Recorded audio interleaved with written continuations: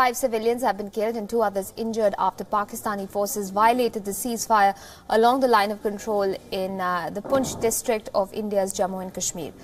The injured have been rushed to hospital. The Director General of Police for Jammu and Kashmir tweeted, I quote, due to shelling from a cross in Balakoti sector of Poonch, 5 civilians died and 2 are injured who are being shifted to the hospital, end quote. The Indian troops retaliated strongly to the provocations by Pakistan. According to security forces, Pakistani troops are deliberately targeting civilian areas. Meanwhile, Jammu and Kashmir's Chief Minister Mehbooba Mufti has expressed her condolences over the violations. She said, I quote, anguished to hear of 5 people losing their lives in the crossfire across the line of control in the Balakoti sector of Poonch. My deepest condolences to their family, end quote. Right, so that is the news coming out of Jammu and Kashmir, where 5 members of the same family have been killed by cross-border violations by Pakistan.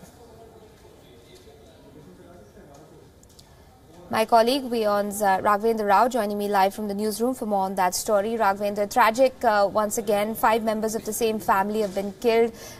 Is this though only part of what seems like a similar pattern from Pakistan of repeated cross-border violations and provocations along the line of control? Absolutely, Aisha, and yes, this is nothing else but provocation. We have seen, brief periods of lull when firing across the line of control as well as the international border in the state of Jammu and Kashmir. It abates for a while, but only for brief phases. And now the kind of strategy we are witnessing from the Pakistani side is it clearly targets civilians living close to the LOC, villages which lie very close to the line of control and the international border.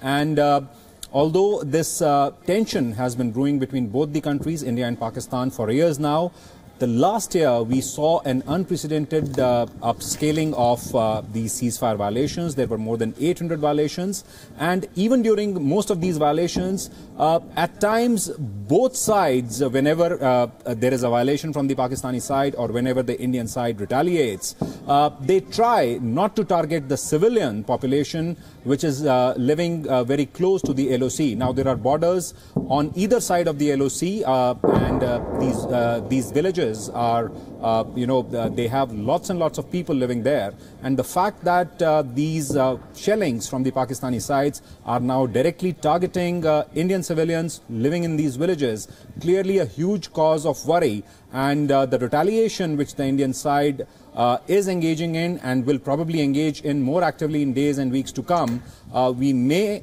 see similar damages to civilian population living on the other side of the LOC, that is in POK.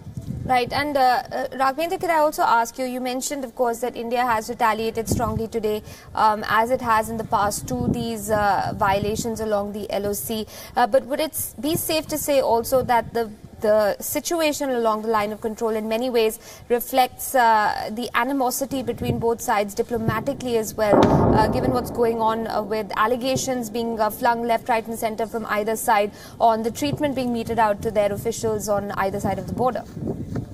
No two ways about it, Aisha. Whenever we see any irritant or any issue crop up between India and Pakistan, the first and foremost reflection of it is witnessed on the line of control or at the international border.